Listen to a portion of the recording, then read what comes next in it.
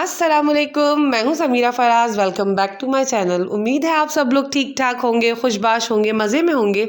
अल्हम्दुलिल्लाह हम लोग भी बिल्कुल खैरियत से हैं।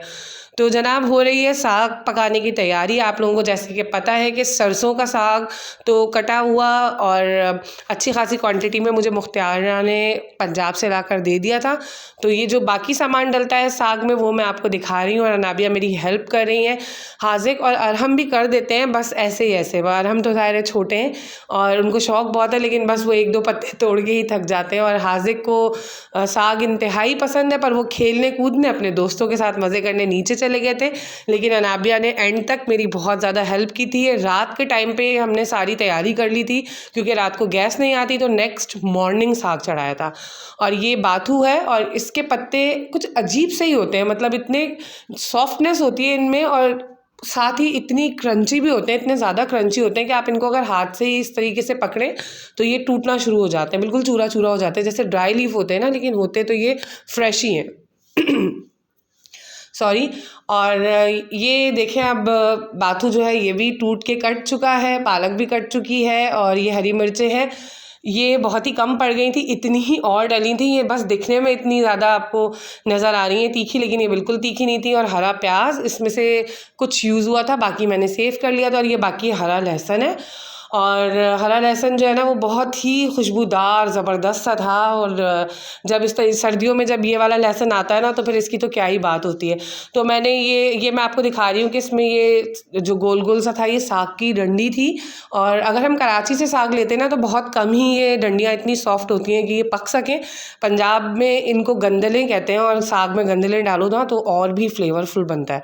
और पानी डाल के मैंने ये सब कुछ चढ़ा दिया था अच्छे तरीके से धोने के बाद। इसमें लहसुन अदरक पिसा हुआ भी काफ़ी सारा डाला था और वो जितना भी हरा लहसुन था ना उसकी आधी क्वांटिटी भी मैंने इसमें पकते हुए ही डाल दी थी। हरी मिर्चें, लहसुन अदरक, पालक, सरसों और इसके अलावा बाथू, हरी मिर्च, हरा लहसुन, ये डालकर मैंने साग चढ़ा दिया था। और मैं वक्तन फ़वक्तन इसको चेक कर रही थी, बार बार इसको चेक करना पड़ता है क्योंकि ये रखा हुआ तो मतलब पकता तो बेचारा खुद ही रहता है। इसको मैंने मीडियम से लो फ्लेम के ऊपर तकरीबन 5 घंटे पकाया था। इससे कम भी पकाया जा सकता है, लेकिन मुझे कोई जल्दी नहीं थी तो मैंने इसको आराम आराम से पकने दिया था। और जब ये मुझे लगा गल गया है तो मैंने इसको पतीली में ही मैंने इसे ग्राइंड कर लिया था, वो जो हैंड ग्राइंडर होता है ना उसकी मदद से। और वो तो गरम गरम चीज़ में भी यूज़ हो जाता है। मेरे पास लकड़ी वाला नहीं है जिससे घोटा लगाते हैं ना साग को या दलीम को, मेरे पास वो नहीं है। तो बस फिर मैंने इसको हैंड ग्राइंडर की मदद से ग्राइंड कर लिया था, लेकिन इतना बिल्कुल लई नहीं बनानी कि मेहंदी लगे बिल्कुल पिसी हुई। इस तरीके से थोड़ा सा दरदरा होना चाहिए, पता तो लगे ना साग खा रहे हैं। तो इसी के साथ ही सब कुछ ही ग्राइंड हो जाता है, हरी मिर्चें वगैरह, और इसमें कोई एडिशनल मसाले नहीं होते, बस हरी मिर्चें, लहसुन अदरक, नमक।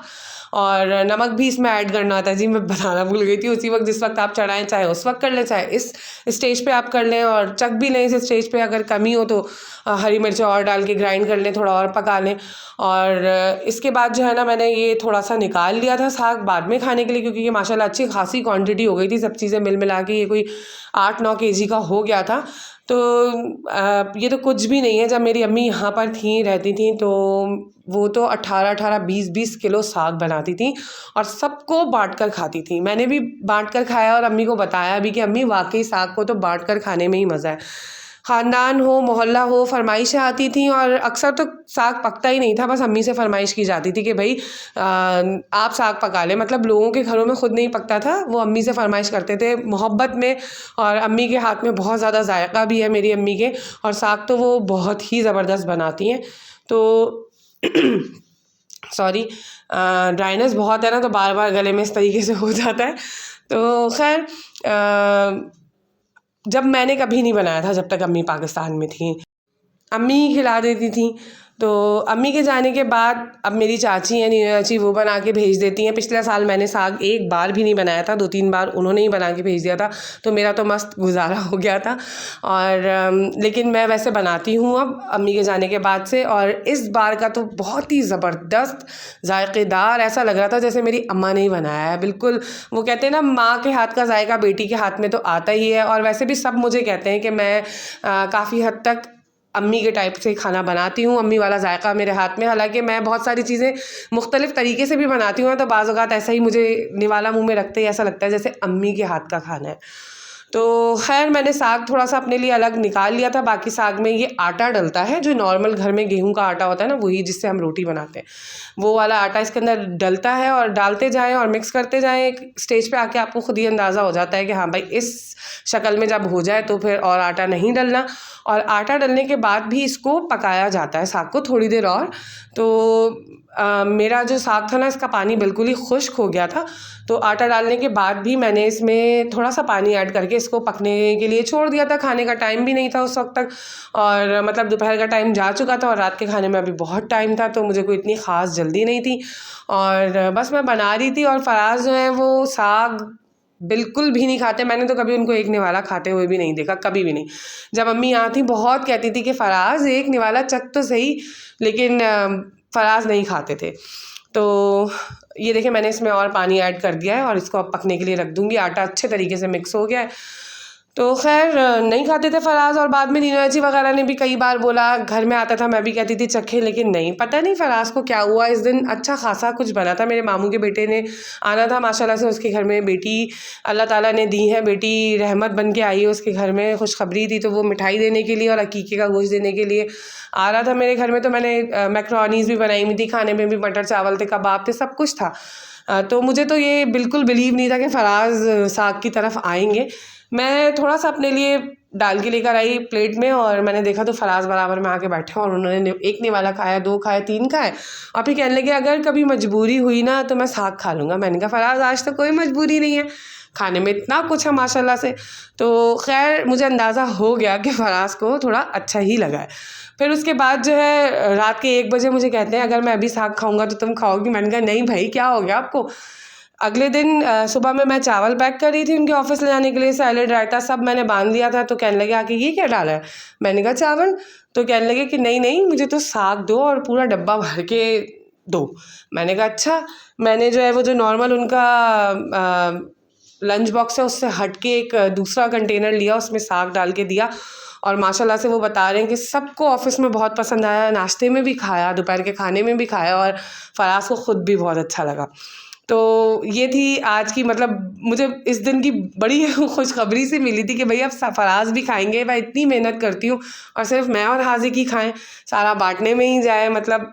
तो मुझे बहुत अच्छा लगा कि फराज ने खाया, थोड़ा अनाबिया ने भी थोड़ा अच्छे से खाया, अरहम ने भी खाया, लेकिन बस सो। फिर इसके बाद अब देखिए कि मैं अब साग को भगाड़ने की तैयारी कर रही हूँ। और हमारी ज़बान में, क्योंकि ये साग पंजाबी डिश है, तो मैं अगर अपनी ज़बान में कहूँ तो मैं साग को तड़का लगाने लगी हूँ।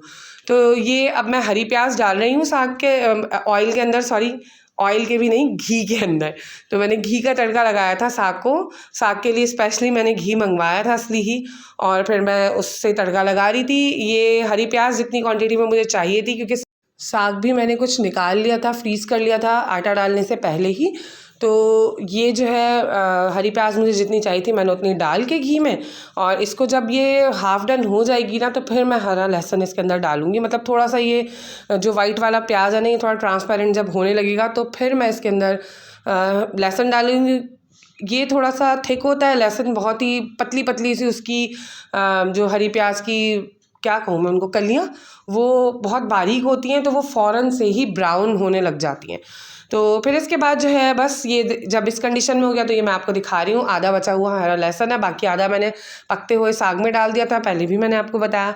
और ये सब डालने के बाद और इसको मैं मिक्स करके, और इसका मैं वेट करूँगी जब तक कि इसका कलर वो ना हो जाए जो डलने वाला। अच्छा कुछ ऐसा हो गया था कि मोबाइल जो है ना वो अंदर ज़रूरत पड़ गई थी किसी काम से, तो अंदर चला गया था मोबाइल। मैं साग के अंदर तड़का डालते हुए वीडियो नहीं बना सकी, लेकिन उसके बाद की मैंने बनाई है वो आप देखिएगा।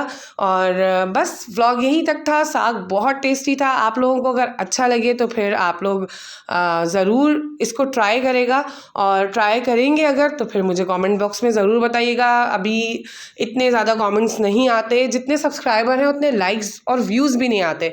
तो आप लोग जब वीडियो देखते हैं तो प्लीज़ लाइक ज़रूर किया करें और अच्छे अच्छे से कमेंट दिया करें। ये देखिए भगार के बाद मज़ेदार साग की शक्ल। और बस मज़ेदार से ही अब आप लोगों ने कमेंट्स करने हैं। मैं वेट करूँगी आपके अच्छे कमेंट्स का। और मुख्तारा, एक बार फिर आपका थैंक यू, और अम्मी आपका भी बहुत शुक्रिया, क्योंकि आपने इतना मज़ेदार साग पकाना हम लोगों को सिखाया है। आपको देख देख के ही हमें आया है। और फिर मिलेंगे इंशाल्लाह किसी और व्लॉग में। जब तक के लिए अल्लाह हाफ़िज़।